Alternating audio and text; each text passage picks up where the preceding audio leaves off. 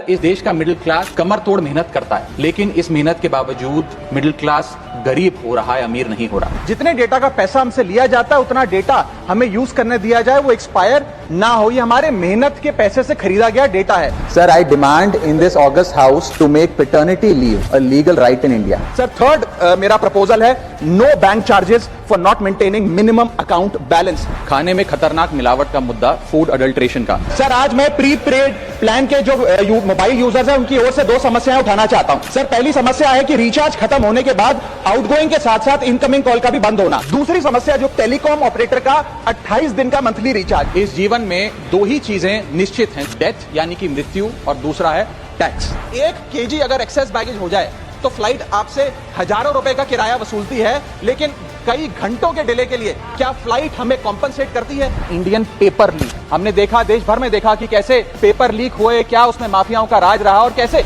बच्चों का भविष्य आज अंधकार की कागार पे खड़ा हुआ है। क्योंकि एयर पोल्यूशन का सारा दोष देश के किसान पर मढ़ा जाता है। आज मैं उस किसान की आवाज उठाना चाहता हूं। सरकार से मांग करता हूं कि हेल्थ और लाइफ इंश्योरेंस पर कम से कम हम जीएसटी ना लगाएं। ये कोई लग्जरी गुड या लग्जरी प्रोडक्ट नहीं है।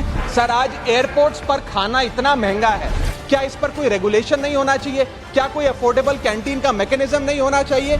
सर मैं बात कर रहा हूं जोमेटो और स्विगी के डिलीवरी बॉयज की। सर आज मैं इनका दर्द इस सदन में रखना चाहता हूं, और ये 10 मिनट की डिलीवरी का जो जुल्म है इसे समाप्त करना चाहिए। कहीं कैशलेस इलाज अचानक मना कर दिया जाता है, महीनों तक फाइल लटकाई जाती है, रीइंबर्समेंट नहीं मिलता।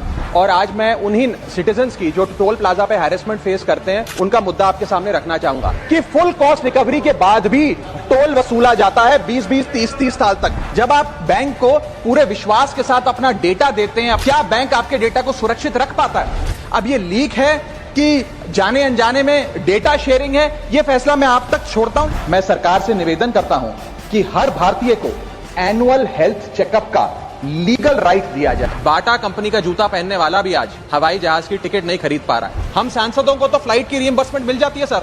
आप उस आम नागरिक का सोचिए जो इस स्काई रॉकेटिंग एयर प्राइसेस से जूझ रहा है। That is the issue of fair use and arbitrary copyright strikes by digital platforms. जो इंटेंट था कि जीएसटी कम होगा तो वस्तुएं सस्ती होंगी, वस्तुएं सस्ती होंगी तो कंजम्पशन बढ़ेगा, कंजम्पशन बढ़ेगा तो डिमांड बढ़ेगी। ये हुआ नहीं, और ये इसलिए नहीं हुआ सर क्योंकि प्राइवेट कंपनियों ने इस मुनाफे को जनता को नहीं सौंपा।